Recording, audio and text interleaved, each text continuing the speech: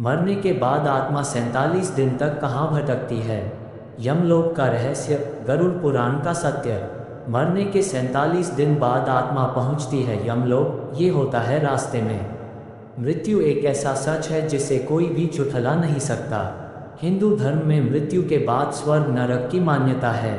पुराणों के अनुसार जो मनुष्य अच्छे कर्म करता है वह स्वर्ग जाता है, जबकि जो मनुष्य जीवन भर बुरे कामों में लगा रहता है उसे यमदूत नरक में ले जाते हैं। सबसे पहले जीवात्मा को यमलोक ले जाया जाता है।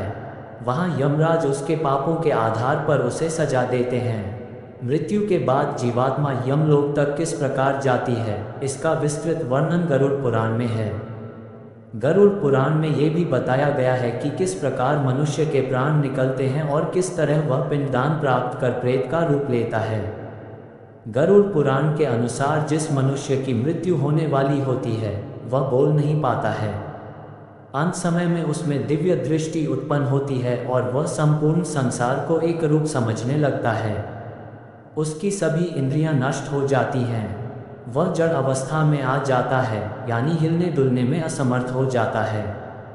इसके बाद उसके मुंह से झाग निकलने लगता है और लार टपकने लगती है। पापी पुरुष के प्राण नीचे के मार्ग से निकलते हैं। मृत्यु के समय दो यमदूत आते हैं। वे बड़े भयानक क्रोधयुक्त नेत्र वाले तथा पाशदंड धारण किए होते हैं। वे नग्न अवस्था में रहते हैं और दांतों से कट कट की ध्वनि करते हैं।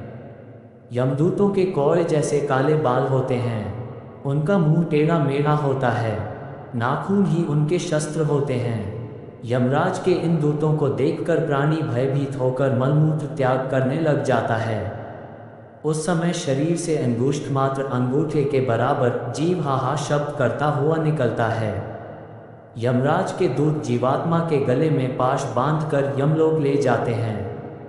उस पापी जीवात्मा को रास्ते में थकने पर भी यमराज के दूत भयभीत करते हैं और उसे नरक में मिलने वाली यातनाओं के बारे में बताते हैं। यमदूतों की ऐसी भयानक बातें सुनकर पापात्मा जोर जोर से रोने लगती है, किंतु यमदूत उस पर बिल्कुल भी दया नहीं करते हैं। इसके बाद वह अंगूठे के बराबर शरीर यमदूतों से डरता और कांपता हुआ कुत्तों के काटने से दुखी अपने पापकर्मों को याद करते हुए चलता है। आग की तरह गर्म हवा तथा गर्म बालू पर वह जीव चल नहीं पाता है। वह भूख प्यास से भी व्याकुल हो उठता है। तब यमदूत उसकी पीठ पर चाबुक मारते हुए उसे आगे ले जाते हैं। वह जीव जगह जगह गिरता है और बेहोश हो जाता है। इस प्रकार यमदूत उस पापी को अंधकार में मार्ग से यमलोक ले जाते हैं। गरुड़ पुराण के अनुसार यमलोक 99,000 योजन वैदिक काल की लंबाई मापने की इकाई है। एक योजन बराबर होता है 4 कोस यानी 13-16 की मी दूर है। वहाँ पापी जीव को 2-3 मुहूर्त में ले जाते हैं। इसके बाद यमदूत उसे भयानक यातना देते हैं। ये यातना भोगने के बाद यमराज की आज्ञा से यमदूत आकाश मार्ग से पुनः उसे उसके घर छोड़ आते हैं।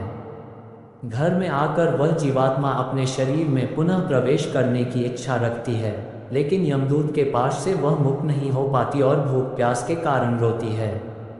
पुत्र आदि जो पिंड और अंत समय में दान करते हैं उससे भी प्राणी की तृप्ति नहीं होती, क्योंकि पापी पुरुषों को दान श्रद्धांजलि द्वारा तृप्ति नहीं मिलती।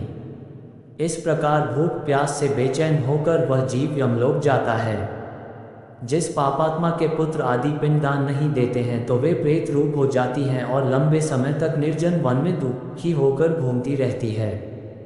काफ़ी समय बीतने के बाद भी कर्म को भोगना ही पड़ता है, क्योंकि प्राणी नरक यातना भोगे बिना मनुष्य शरीर नहीं प्राप्त होता।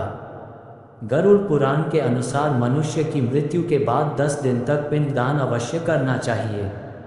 उस पिंडदान के प्रतिदिन 4 भाग हो जाते हैं। उसमें 2 भाग तो पंचमहाभूत देह को पुष्टि देने वाले होते हैं, तीसरा भाग यमदूत का होता है तथा चौथा भाग प्रेत खाता है। 9वें दिन पिंडदान करने से प्रेत का शरीर बनता है। 10वें दिन पिंडदान देने से उस शरीर को चलने की शक्ति प्राप्त होती है। गरुड़ पुराण के अनुसार शव को जलाने के बाद पिंड से हाथ के बराबर का शरीर उत्पन्न होता है। वही यमलोक के मार्ग में शुभ अशुभ फल भोगता है।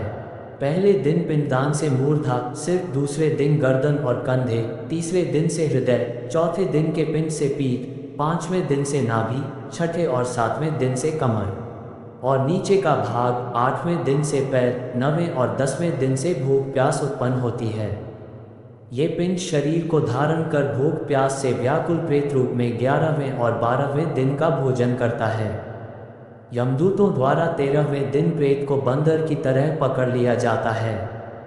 इसके बाद वह प्रेत भूख प्यास से तड़पता हुआ यमलोक अकेला ही जाता है। यमलोक तक पहुंचने का रास्ता वैतरणी नदी को छोड़कर 86,000 योजन है। उस मार्ग पर प्रेत प्रतिदिन 200 योजन चलता है। इस प्रकार 47 दिन लगातार चलकर वह यमलोक पहुंचता है। मार्ग में 16 पुरियों को पार कर पापी जीव यमराज के घर जाता है।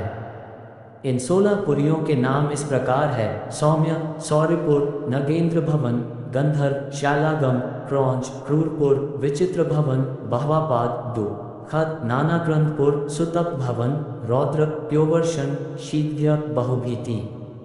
इन 16 पुरियों को पार करने के बाद यमराजपुरी आती है। पापी प्राणी यमपाश में बंधा मार्ग में हाहाकार करते हुए यमराजपुरी जाता है।